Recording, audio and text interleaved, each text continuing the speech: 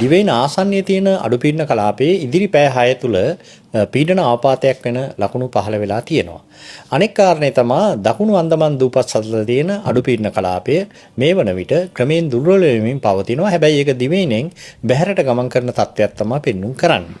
කෙසේ නමුත් මේ පද්ධති හේතු කොටගෙන අද සහ හෙට අනිද්දා වෙනකන් මේ වැසි තත්ත්වයේ වැඩිවීම දිගටම පවතින ලක්ෂණ තමයි තියෙන්නේ. මේක මුහුදු සීමාව සහ ගොඩබිම සීමාව දෙකේම මේ තත්ත්වය බොහෝ විට බලපානවා.